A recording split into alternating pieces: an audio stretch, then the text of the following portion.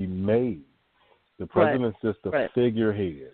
So now you got to come to those midterm elections and vote all of those senators and representatives that have done nothing but further their own interests. It's time to vote them out. But, and it's a collective effort. You know, it can't be like, okay, well, just these people will vote for them. No, it's going to take that same collaborative effort that put President Obama in office to get the rest of these folks out. And then maybe we'll start seeing a little change. And, you know, some people say, well, what's the point of voting? Well, that's like me coming to your house and saying, you know what, you have electricity, but you can't turn on a single light. And if you don't let your voice be heard by way of the vote, when it's time to complain, that's the one thing that they've used a lot of times to silence people. They'll have a very compelling argument, but then someone will say, well, did you vote? And they'll say, well, no, I didn't. And it's almost like they're, you know, like, shut up, sit down, you didn't even vote, so we don't want to talk to you. And that's got to change. That has to change. 100 million people didn't vote. That was the biggest voting bloc, was people who didn't vote. Right, 62 million roughly on Republican and Democrat. The biggest voting bloc was non-voters, 100 million people. So that has to change. We cannot continue to be apathetic in a democracy. No, because you'll get whatever they give you, and you see what they gave you this time. That's right. Yeah. Well, they stole it though. They stole it. Oh yeah, they stole it. It's like going to the bathroom and they give you a big roll of used toilet paper. Like, what do we do with this? And that's exactly what we have right now. That's exactly right. You know? That's exactly right. Oh, they totally stole it. There's no doubt about that.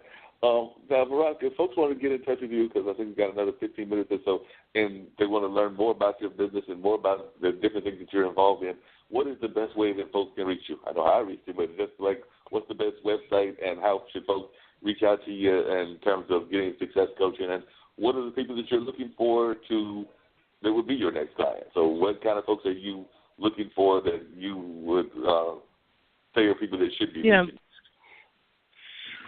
Well, so a couple things. So my website is, was built back before the earth cooled, veronicaconway.com. So that's really old stuff. I'm in the process of rebranding myself, and I just haven't bothered to put up a new site until the rebrand is sort of complete, right? So that I do it who I really want to do it. So you can see what I've done at veronicaconway.com, but I haven't done that's years old. So just heads up about that. I can reach at veronicaprivatemail@gmail.com, veronicaprivatemail@gmail.com. And, the people that I kind of work with people on two fronts.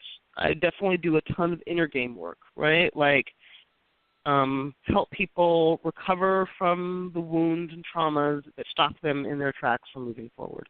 So I do work, what's called soul retrieval. When we have traumatic experiences, part of our light body like fragments off, right? And we become very dumb. Let's say we feel dumb about that particular subject matter area. So, for example, when I was arrested out of my dad's, when my dad got arrested, a part of my soul kind of fragmented off. My light body kind of fragmented off. So I'd often find myself like in what I call housing uncertainty, right? Even when I owned a home and all this stuff and made plenty of money, I would sort of create situations where I would sort of put my housing at risk, right? And I was like, and I'm like, that's so weird. Like, I'm a bright girl, I know better than to do that, right? But until I called that part of myself home, I was always experiencing that. So if you're experiencing something that sort of is this recurring pattern that you can't quite get a handle on, right, that keeps stopping you in your tracks, then I'm really your girl, because the kind of inner game work that I do really addresses that holistically and powerfully, and it can be real game-changing stuff. So I work with people on the sort of the emotional and the soul level. I also do what's called I read what's called the Akashic Records. So the Akashic Records are sort of the library, the sort of the spiritual library of everything that's ever happened to every soul, past, present, right? And the reason I do that is because I like to look at where are some of the blockages that are happening sort of at the spiritual, energetic level too. So I kind of like to look at it from the sky, so to speak, and look at it also from the ground, right? And then really heal people through both of those lenses. The other thing that I do is I'm a hell of a business strategist, right? So oftentimes people are struggling in a business and they just don't understand why they can't make money, and they don't understand what's blocking them internally from making money, but they also need a real business model and a real business strategy. And most people don't have real business models. They just decide, they get a great idea, and then they say, I want to work, I want to start a business, and then they just kind of go at it without having a really clear, well-engineered business model. So I help people with that part of it too. You know, how do you make money consistently, and how do you operationalize that, and how do you sell? Like, how do you ask somebody for $10,000 or $25,000 in a single conversation? How do you know what psychology do you have to do that, and what's the conversation that you need to have to do that? So I help people sort of in those arenas, right, around their inner game stuff and then outer game stuff in terms of how to grow and scale a business, how to sell, how to do that kind of stuff. So if you want more, if you want to set up a time to talk to me, you can reach me at veronicaprivatemail@gmail.com. Cool. I'm always amazed, and you just referenced it, that how many people have a business but don't necessarily have a business plan. I mean, you think that would be something that would be just standard practice in business, but I'm always amazed at the folks that actually don't have a business plan or have an idea of even what their target market is or how they're conducting their business. But like you said, people might have a vision and don't necessarily follow through on the vision. Right, and had a model that actually works, right? Like you'd be amazed. Like I worked with a guy who was selling custom-made suits, right? And so when he came to me, and we did an analysis, and we just said, well, how many hours, are you working a week? It's just 5 to 9, and, how much money are you making? And when we cracked it open, he realized that he was paying his business $25 an hour, right? Like, that's unsustainable. So when we redesigned the business model for him, we had him do packages, right? So 5 men of distinction that need wardrobing help, and have a $5,000 offer, a $10,000, a $25,000 offer, right? Where you put together entire wardrobes for men. You become sort of their go-to for custom men's suits. Changed his whole world, right? Because now if you have instead of selling an $800 suit, you can sell a $25,000 solution, right? Taught his people how to sell that solution, and he was able to lead his multi-six-figure business. Right, stable, 6-figure business as an accountant who was able to leave that and come do this full time because we built a genuinely viable 6- and 7-figure business model. So that's the difference. That's the difference between having a business model and no business model, is what I just described right there. Right? So, yeah. So I'm your girl for that. Yeah. Got to have more of those. So, Dean, you heard that. She's going to help you make your business a multi-billion-dollar business. So, you ready for that, Dean? You know what? I can use that money so I can go and sit at home and just watch TV for the rest of my life. find my way to a cruise ship and just live on it. You know what I mean? That would be nice. or maybe buy the cruise ship. You know what? I wouldn't want to buy it because if something happens, I don't want to pay any money to fix it. So I'll just get one of those nice little penthouse spots and just cruise from port to port, go out and see the rest of this world, even some places that I may not have normally gone, but just, enjoy myself and life and for the days that I have.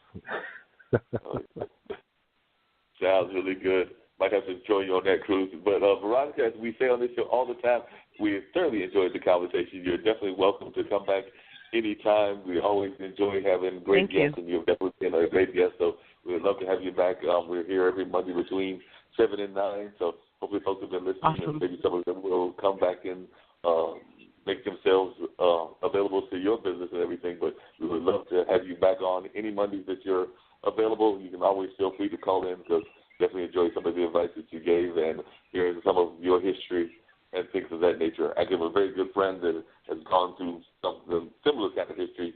It's not her directly, but her husband, yes, they're still married. Her husband is actually Keith Cook, and Keith Cook is actually the brother of Amu, the Moon guy, and I'm about to mess up his name. Well, you know what I'm talking about, Dean, but he's the guy that's been in the prisons up there around Philly for several years now. Okay. But that's Keith Cook's brother, and he's been up there for some time. And Yvonne Coleman is a longtime friend of mine, so yeah, he definitely has a little bit of that. He's through learning of Keith and what struggles he's been having to try to get his brother out of the prison, because like I said, that's been an ongoing battle. I know he's done a couple of video shows and things of that nature, so definitely that's a commonality that you have and everything. So I'll have to find a way to connect the two of y'all, as well as just some of the business leaders from here in North Carolina, because we definitely have a great business community here. There's some folks that are actually doing a Black Wall Street homecoming, I believe it is, this coming weekend. So I know Celeste Betty will be part of that, as well as some other people that are in the area. Great. So thanks for being our guest on this particular Monday. Thank you so much. I've enjoyed you. Thank you. Thank you. Great. Have a great evening. Thank you. You too. Okay. So, Dean, what parting words do you have as we head on out of the show? I think we've just got maybe another minute or two, but I don't know if you've got any parting words that you want to share with the listening audience as we get ready to head off into the next week. Next week we're going to have a young lady that has been coping with getting her weight together and things of that nature. She has just found that yoga was very much of a thing for her in terms of her weight loss struggle. Margot House, I believe, is the name of the guest. So she will be our guest next week. So she'll be talking just about how she kind of rediscovered herself and her self-image through her weight struggles and through just developing a very positive attitude about life. So she's, like I said, she has a very positive attitude about life in general, but she's been doing yoga and exercise and just being comfortable with you, because even though she's lost weight, she would still be considered a plus-size person, but she just talks about being comfortable within yourself. Nice. And as far as tonight, we need to start being the change that we want to see. So we have to go out. We have to vote. We have to make our voices heard and play the game not with emotion but with logic. Because the more we do that, then we'll be able to effectively plan and execute what we need to do so that we can have some good results that we would like to see, and other than that, like I always say, when you wake up and you walk outside your front door, it's showtime. The world is your stage. Just make sure they're not watching the rehearsal. So every Monday night, 7 o'clock, right here, blogtalkradio.com. Hey, catch the replay on Stitcher, Spreaker, Apple Podcasts, Google Play Music, TuneIn, iHeartRadio, and, of course, right here at Blog Talk Radio. It's the Six-Man Dean Geronimo, y'all. Have a great week. Yep, and along those same lines, everybody has an amazing week coming up. I'm getting ready to get on out of here as well. And we just learned today during the show that not only will the revolution not be televised, but the revolution must be monetized. So that's a very important thing, and it's something that we all need to understand, because you cannot have change without having something to finance the change. Indeed. So we will see y'all next week. See you next week. And we're still trying to pick up those sports dates. Last time I checked, they were still missing. So if you're listening or you got friends in Rhode Island, Montana, North Dakota, or Alaska. Those are the ones. Peace. Indeed. Peace.